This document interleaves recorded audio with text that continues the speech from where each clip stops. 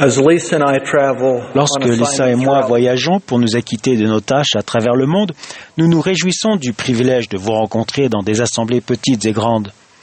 Votre dévouement à l'œuvre du Seigneur nous inspire et témoigne de l'évangile de Jésus-Christ. Nous rentrons chez nous après chaque visite en nous demandant si nous avons pu donner autant que ce que nous avons reçu. Lorsque nous voyageons, nous avons peu de temps pour faire du tourisme. Cependant, lorsque c'est possible, je consacre quelques instants à l'une de mes passions. Je m'intéresse à l'architecture et au design et je suis particulièrement fasciné par les ponts.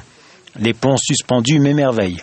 Qu'il s'agisse du pont Arc-en-Ciel à Tokyo, du pont Tsingma à Hong Kong, du pont de la Tour à Londres ou d'autres encore, je m'émerveille devant l'excellence de l'ingénierie et de ces structures complexes.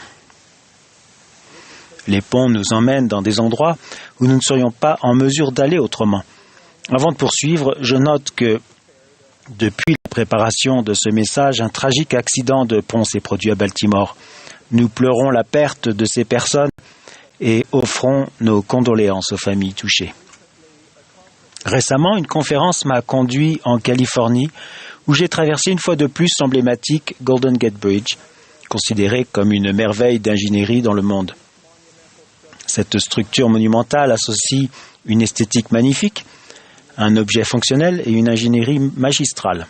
Il s'agit d'un pont suspendu classique avec des tours en forme de serre-livre soutenues par des piliers énormes. Les tours jumelles colossales et majestueuses qui portent le poids et s'élèvent au-dessus de l'océan étaient les premières à être construites. Ensemble, elles supportent la charge des câbles de suspension principaux et des câbles de suspension verticaux qui soutiennent la chaussée en dessous. La puissance de la tour, son extraordinaire capacité de stabilisation et la magie qui se cache derrière l'ingénierie du pont. Les premières images de la construction du pont témoignent de ce principe d'ingénierie. Chaque élément du pont est soutenu par les tours symétriques, toutes deux reliées entre elles de manière interdépendante. Une fois le pont achevé, avec ses deux tours fermement en place sur des piliers ancrés dans une fondation rocheuse, il est une image de force et de beauté. Aujourd'hui, je vous invite à regarder ce pont majestueux avec ses deux tours immenses construites sur des fondations solides à travers les jumelles de l'Évangile.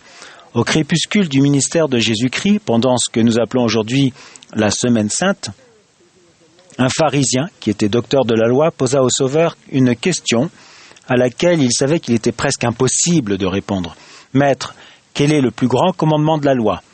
Le docteur de la loi, qui cherchait à l'éprouver et à obtenir une réponse légaliste, avec une intention apparemment malhonnête, a reçu une réponse authentique, sacrée et divine.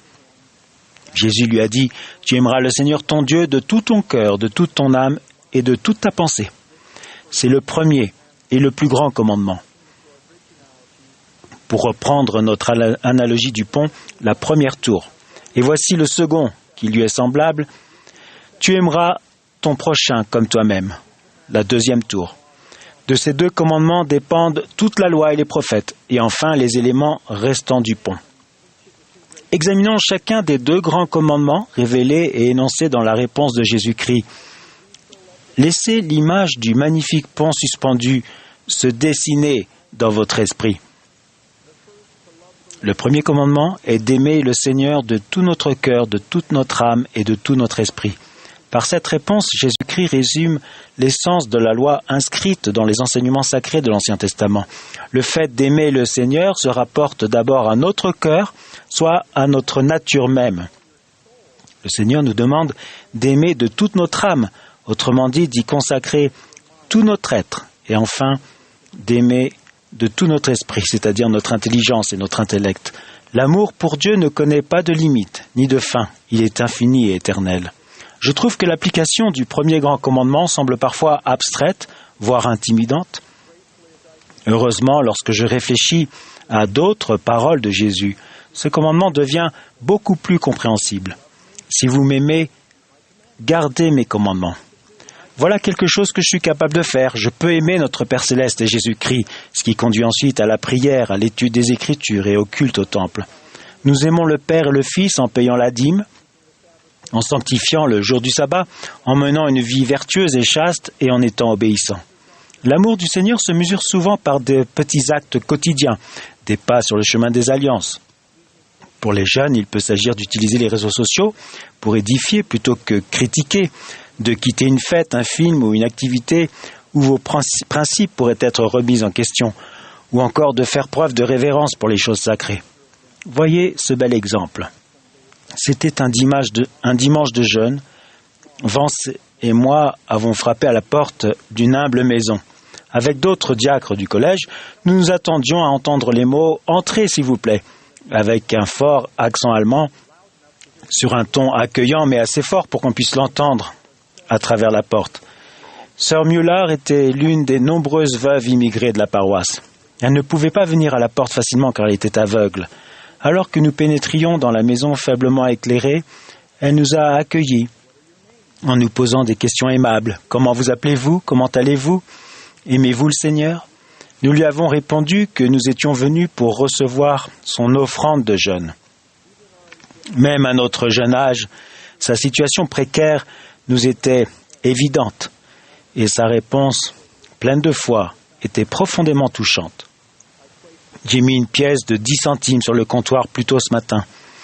Je suis tellement reconnaissante d'offrir mon don de jeûne. Auriez-vous la gentillesse de le mettre dans l'enveloppe et de remplir mon reçu d'offrande de jeûne ? Son amour du Seigneur édifiait notre foi chaque fois que nous quittions sa maison. Le roi Benjamin a promis un pouvoir remarquable aux personnes qui respectent le premier grand commandement. Je désirerais que vous méditiez sur l'état béni et bienheureux de ceux qui gardent les commandements. Ils sont bénis en tout, et s'ils tiennent bon avec fidélité jusqu'à la fin, ils seront reçus dans le ciel, dans un état de bonheur sans fin. Aimer le Seigneur conduit au bonheur éternel. Jésus a dit ensuite, « Et voici le second qui lui est semblable, tu aimeras ton prochain comme toi-même. » C'est la deuxième tour du pont. Ici, Jésus établit un pont entre notre regard céleste tourné vers les cieux, qui consiste à aimer le Seigneur, et notre regard terrestre tourné vers l'extérieur, qui consiste à aimer nos semblables. L'un est interdépendant de l'autre. L'amour pour le Seigneur est incomplet si nous négligeons notre prochain. Cet amour extérieur englobe tous les enfants de Dieu sans distinction de sexe, de classe sociale, de race, de sexualité, de revenus, d'âge ou d'appartenance ethnique. Nous recherchons ceux qui sont blessés et abattus, ceux qui sont marginalisés, car tous sont pareils pour Dieu. Nous allons au secours des faibles, fortifions les mains languissantes et affermissons les genoux qui chancellent. Voyez l'exemple suivant. Frère Evans était surpris lorsqu'il s'est senti poussé à arrêter sa voiture et à frapper à la porte d'une famille qui lui était inconnue. Lorsqu'une veuve, mère de plus de 10 enfants, lui a ouvert la porte, la situation difficile et les besoins importants de cette famille lui sont immédiatement devenus évidents. Le premier besoin était simple, de la peinture pour leur maison, mais il a été suivi par de nombreuses années de services temporels et spirituels. Cette mère reconnaissante a écrit plus tard au sujet de son ami envoyé du ciel, « Vous avez passé votre vie à tendre la main aux plus petits d'entre nous. Comme j'aimerais entendre ce que le Seigneur a à vous dire lorsqu'il vous exprime sa reconnaissance pour le bien que vous avez fait, financièrement et spirituellement, pour les personnes dont seuls vous et lui auront jamais connaissance. Merci de nous avoir bénis de tant de façons pour les missionnaires que vous avez soutenus. Je me demande souvent si le Seigneur vous a choisi de manière exclusive ou si c'est juste vous qui avez su écouter. Pour aimer notre prochain, nous devons accomplir des actes de bonté et de service à la manière du Christ. Êtes-vous capable d'oublier vos rancunes, de pardonner vos ennemis, d'être accueillant et serviable à l'égard de vos voisins et d'aider les personnes âgées? Vous serez chacun inspiré lorsque vous construirez votre tour d'amour pour votre prochain. Le président Nelson a enseigné « Offrir notre aide, faire l'effort conscient de nous soucier d'autrui autant ou plus que de nous-mêmes, telle est notre joie. » Surtout lorsque cela n'est pas pratique ou nous amène à sortir de notre zone de confort. Le respect du second commandement est la clé pour devenir un véritable disciple de Jésus-Christ. Jésus a également enseigné, de ces 2 commandements dépendent toute la loi et les prophètes. Ceci est très instructif. Il existe une interdépendance importante entre le fait d'aimer le Seigneur et de s'aimer les uns les autres. Pour que le pont du Golden Gate remplisse la fonction pour laquelle il a été conçu, les 2 tours doivent être aussi solides et puissantes l'une que l'autre pour supporter le poids des câbles de suspension de la chaussée et de la circulation qui traversent le pont.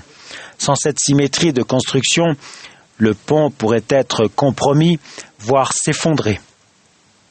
Pour qu'un pont suspendu puisse remplir la fonction pour laquelle il a été construit, ces tours doivent fonctionner ensemble en parfaite harmonie. De même, notre capacité à suivre Jésus-Christ dépend de notre pouvoir et fermeté à vivre le premier et le deuxième commandement de manière équilibrée et avec un dévouement égal à l'un à l'autre. Les querelles croissantes dans le monde suggèrent cependant que nous négligeons parfois ce principe ou que nous l'oublions. Certains sont tellement concentrés sur le respect des commandements qu'ils font preuve de peu de tolérance à l'égard de ceux qu'ils considèrent comme étant moins justes.